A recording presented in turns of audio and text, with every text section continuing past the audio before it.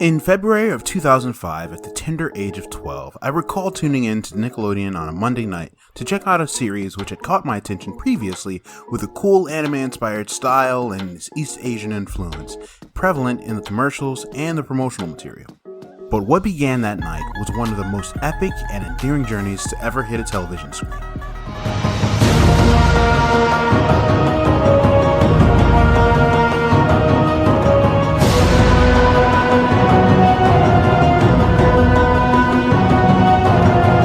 Avatar: The Last Airbender is an animated television series which aired from 2005 to 2008, spanning 3 seasons. With amazing character development, a rich and colorfully designed world, and an action-packed plot, Avatar easily became an instant classic, telling the story of a young boy named Aang's journey to master all 4 elements in his role as the Avatar and end a 100-year war. There are many themes present in the tale of Aang's legend. One which is key to the progression of the story, though, is the understanding and the necessity of other cultures. I want to not only establish the way in which crossing, accepting, and embracing culture was a focal point of the series, but how the aversion and eradication of culture was the root of most conflict as well. So join me in this installment of Something to Talk About: Avatar, Bending Elements and Cultures.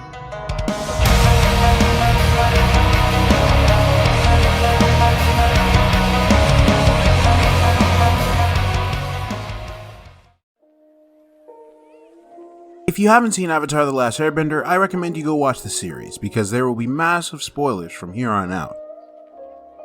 You have been warned.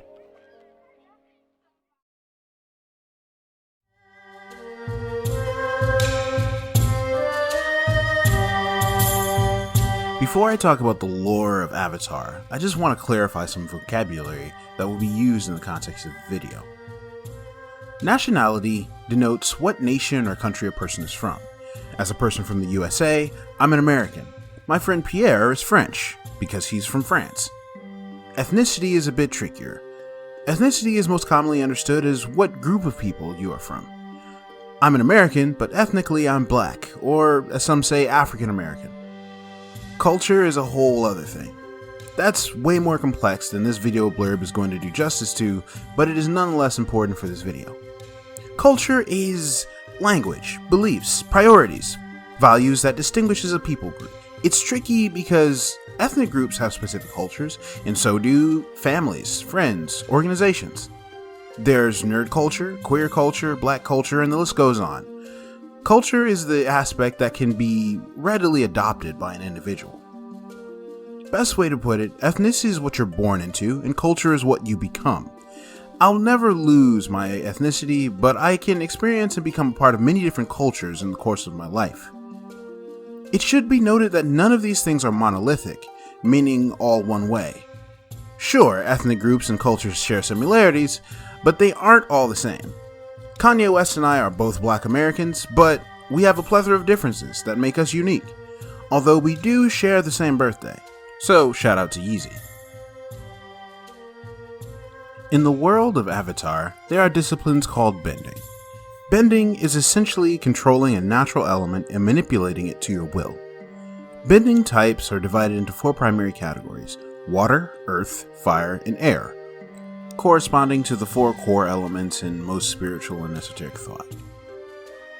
Throughout the series, it is established that only some individuals have the ability to bend elements, but the Avatar has the ability to control all 4 elements.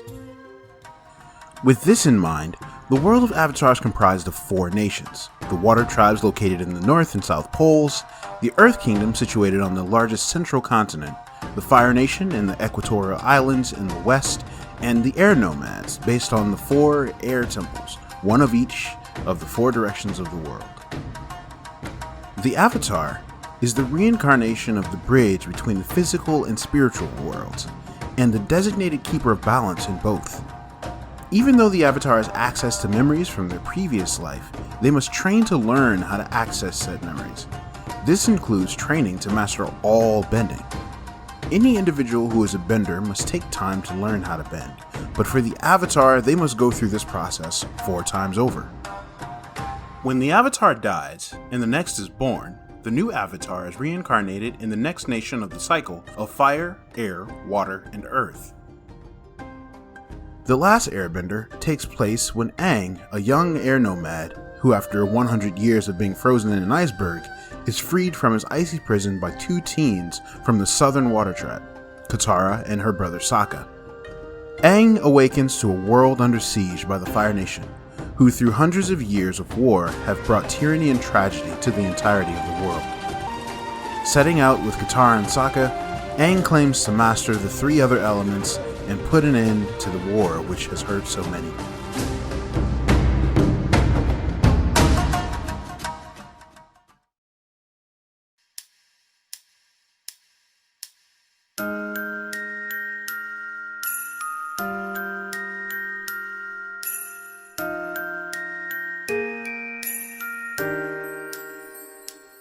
When we look at all styles of bending, we notice that each style is distinct from one another in not only execution and physicality, but philosophy.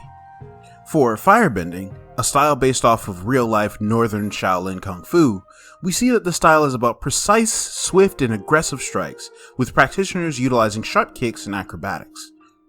These traits are echoed in the culture of Fire Nation society. Most members of the Fire Nation are swift to action, driven by emotion, good or bad, and they are adamantly determined to pursue what they desire. Conversely, waterbending is about calm and softly orchestrated movements, based on the martial art of Tai Chi, which focuses on controlling one's own energy and redirecting that of your opponent. Adaptation. Fitting for the people of the water tribes and their culture of adaptation and contemplation, having to be calm and collected in the midst of chaos. These same comparisons can be drawn between all four elemental bending types, even in the subsets of each. With that in mind, we can look at the role that the avatar must take in the world, as a master of all four elements. In order to be a master of something, one must first be a student. Being a student of each can prove difficult for an avatar in their non-native elements. Aang, a natural airbender, found difficulty in mastering Earth because of the difference in philosophies and styles of each art. Air nomads are culturally focused on detachment from worldly desires and rigid man-made systems, evidenced in their nomadic and highly spiritual lifestyles. For Aang, who was generally carefree, this came easy to him, while earthbending was a major challenge for Aang, as it is used by people who focused on literally and philosophically standing firm and facing things head-on, sharply contrasting with Aang's own beliefs and culture, which was much more passive and conflict-avoidant. That is one of the key aspects of exploring other cultures. The act of opening up yourself to the thoughts and feelings of something foreign to your own. Sometimes this means challenging your own views in hopes of a more holistic understanding of the world around you. If the avatar is unwilling to open up themselves to other cultures and ways of life, they will ultimately fail their own duty as a bridge, not only between the physical and spiritual worlds, but a bridge between people. This is evident when Aang seeks wisdom from one of his previous lives, in the form of Avatar Yang Chen, who says, "The Avatar must be compassionate towards all people, and the only way to do that is to live with them. The Avatar must experience sadness, anger, joy, and happiness. By feeling all of these emotions, it helps you understand how precious human life is, so you will do anything to protect it." But the Avatar is not the only person that opens themselves up to other cultures, as his traveling companions must do the same. Traveling through a vast foreign kingdom with a wide array of subcultures opened the door to many cross-cultural interactions, contributing to the growth of each character. Sokka's sword fighting master was Pian Dao, a prominent member of the Fire Nation elite. Even upon learning that Sokka wasn't a member of the Fire Nation, he still took Sokka in as a beloved student, despite the enmity between their respective cultures and countries. The series is full of gems like this, and they are part of what ties the journey together. It should also be noted that the healthy approaches to crossing culture is never a cultural colorblindness, or the idea that people don't see the difference in cultures, and that we're all the same. If you were to tell me that you didn't see any difference between the Earth Kingdom and the Water Tribes, I'd say you are either ignorant or lying. Even the subcultures of each kingdom are numerous and unique. A healthy crossing of cultures acknowledges both differences and similarities in a way that allows people to work and live together.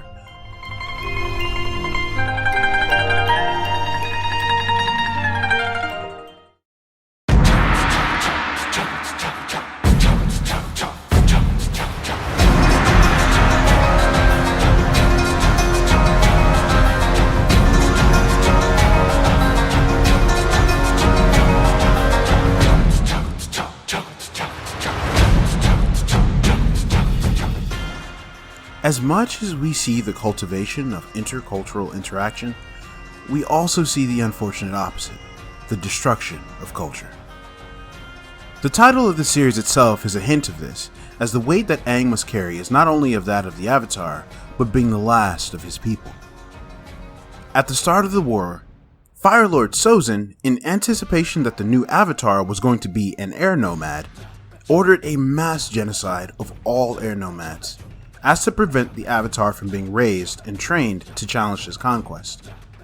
Though his primary goal failed, he succeeded in destroying every nomad in existence except for Aang himself. For the sake of emphasis and let that sink in, let's restate this again. He killed every possible person the Avatar could be in order to prevent being stopped. Though it's not explicitly shown, because it's, well, Nickelodeon, that includes babies and infants. Also, many of the animals unique to Air Nomad lands were killed, specifically the sky bison. Aang's loyal companion Appa was thought to be the only exception. This was possibly because sky bison were the original airbenders, and I guess we can't risk anyone learning airbending and stopping our psychotic goal of subjugating the world now in fire and brimstone, can we? A similar tactic was used by Sozin's son Azulon in order to attempt to weaken the Water Tribe. By hunting down all waterbenders in the Southern Water Tribe, by the time Aang reawakened, Katara was the only remaining member of the Southern Water Tribe with waterbending ability. Although a host of waterbenders remained in the world, the Southern Water Tribe's unique style of bending was all but lost, as was their bending culture. Birth of Jesus and Hitler references aside, it is this mindset which causes a great deal of the turmoil which we have today. The idea that we must destroy someone or their culture in order to progress our own selfish agendas. That someone's loss must be our gain. But this ideology is poisonous, and it leads to pain, bigotry, and oppression, even death. The Fire Nation conquest was eventually stopped, but there were many negative repercussions in the years to follow, even hundreds of years later. And if we harbor negative thoughts and perceptions in this same way, we can cause irreparable damage to our own everyday relationships and to our society. As much as this is a children's cartoon, we still see parallels to real-world issues, such as the Holocaust or the transatlantic slave trade, just to name a few. Not to mention modern-day examples, such as LGBT purges in countries like Chechnya or the US, or bombing of places of worship, or the religious persecution of Uyghur Muslims in China. We don't need to look far to see the same bigotry, hatred, and cruelty in our own world. Hell, there was even an episode about mass incarceration, but that's probably a video for another time.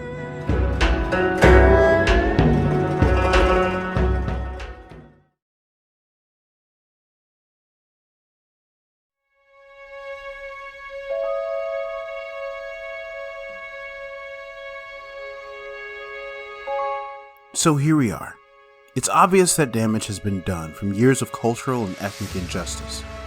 It's not hard to see how bad cultural and ethnic relations affect us, but the question is, what do we do? This is a great question and a difficult one to answer, but again we see that Avatar gives us a few possible answers that can point us in the right direction. At the onset of the series, we're given an antagonist in the form of Prince Zuko, a disgraced prince of the Fire Nation. Forced to apprehend the Avatar in order to reclaim his honor and prove himself to his father, Zuko is constantly in pursuit of Aang and his team. But as the series progresses, while Zuko is ousted from his nation and disowned by his father in favor of his older sister, his uncle and only true ally, Iroh, serves as a moral compass for the wayward prince in attempting to determine his destiny and identity, separate from that of his father. Eventually, even after being restored to his family and nation, Zuko comes to the realization that his father Ozai is indeed evil, and the honor that he sought was shallow and meaningless, deciding for himself that his destiny is to aid the Avatar in restoring balance and helping defeat his megalomaniacal father. The decision is of course met with great hostility from each member of Team Avatar, as they all have animosity toward not only Zuko, but the Fire Nation, for very obvious reasons. One of the most notable grievances for Sokka and Katara was that not only having fled and fought Zuko on numerous occasions, but the Fire Nation is responsible for killing their mother. But given time and slowly establishing trust, Zuko proved himself many times over, even risking his life to save Katara in the final battle with his sister, Azula. The most notable thing on Zuko's part was not that he had a mentality of trying to aggressively repair relationships, but he slowly allowed each member to warm up to him. And as was his culture, when issues arose, he addressed them personally while understanding the attitudes of other cultures. Most notably, he approached Katara in hopes of resolving tensions between the two with an opportunity to confront the man responsible for her mother's death. In this particular episode, Zuko mostly informed Katara of people and places that he knew would get her to her destination, and he helped out when necessary, allowing her to be in control of the situation and take the lead. This ultimately led to her making the decision, in the end, of sparing the man's life responsible for taking that of her mother's, and giving her closure that she needed to move on. This is an important aspect of reconciliation which many people fail at understanding. It takes time, effort, and communication. If Zuko tried to rush things, it may have been worse off than before, never repairing the breach in trust and becoming a member of Team Avatar. In the world we live in, abound with atrocity, hatred, and malice, it is inevitable that breaches in understanding and relationship will occur between cultures. But we shouldn't foolishly increase the breach, but repair it and grow closer as people. As members of an aggressor or a majority culture, we must take our time and allow the people who have experienced cultural damage to express dysphoria and empower them to take pride in their own cultures and their ethnicities. As a person whose culture and identity has been marginalized, we must not hold all people of an aggressive, imperialistic, or majority culture culpable for unassociated acts of others in their group. Once again, culture and ethnicity is not monolithic. I want to clarify though, that when I talk about this reconciliation, people are never entitled to give anyone the benefit of the doubt. When it comes to reconciliation, trust must be earned, not assumed, especially where deep cultural and ethnic wounds remain unhealed. But for people of a culture diminished or devalued, if someone shows concern or a desire to fix things, at the very least, don't condemn them. And at best, give them an opportunity to learn how to build cultural and ethnic bridges together. As we walk down a path of bridging the gap between cultures and repairing cultural and ethnic hurt, we must set our sights on cultural progress instead of cultural complacency. In Avatar, many cultural progressions were made at key moments in the narrative, causing major character development to occur. Sokka started the series as an intelligent, rational, yet narrow-minded and bigoted young man. But due to his eventual willingness to acknowledge mistakes and viewpoints on things such as sex and cultural perspectives, he grew up to be a wise young man, learning many key lessons and changing a culture which he was born into. Toph, a young earthbending master, teacher, and friend of Aang, was a blind girl from a noble Earth Kingdom family. Despite Toph seeming to be a frail and weak little girl, according to her parents, Toph proves time and time again that she is by far one of the toughest, most skilled members of Team Avatar, if not the world. Toph was so skilled in her art, she created an entire subset of earthbending called metal bending, besting even renowned earthbending masters and confounding the world. There were many times in the series when characters chose to challenge the cultural norms of their respective societies for a better world vision, where people aren't limited to their prescribed roles in society, but they formed a role all their own. This was because of cross-cultural relationships and a youth rising to the forefront of societal change for hopes of a better world. After all, the youth of today will eventually be the elders of tomorrow. Regardless of the situation, it goes back to making conscious steps toward a better society through acknowledging cultural flaws in relation to others and encouraging others to change, starting with ourselves. Were mistakes made during the course of this journey? Absolutely, because that's one of the inevitables of crossing cultures. But it's in our mistakes that we should be able to admit shortcomings, communicate what needs to change, and move forward together. This is how progress is found.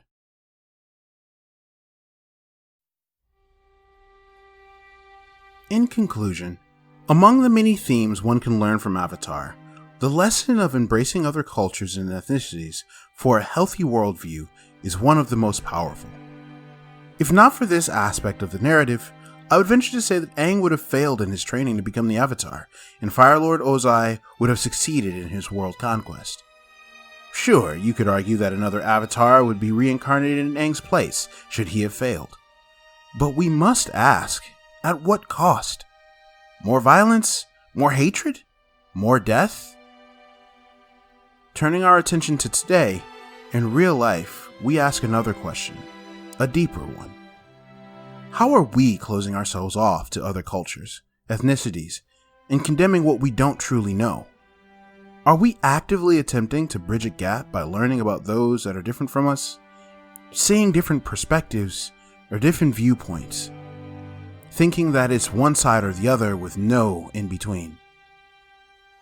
If you truly want to improve yourself, you have to make intentional steps forward toward other people. And if we as a society want to get better, it has to be a concerted effort. Because as long as our line of thought is that we have to fight fire with fire in order to get anywhere, eventually the whole world will be burned because of it, and we'll have nothing left. I don't pretend to know all of the answers, and I'm fully aware of how difficult it is trying to fix things that are so wrong. But the difficulty is what makes the journey so epic and noteworthy. And that's why the Avatar was such a big deal. Someone, against all odds, bringing all four of the nations together. In unison, immersing themselves in the culture of each, so that they can bring peace and understanding to a world at war. I don't know about you guys, but I think that's something to talk about.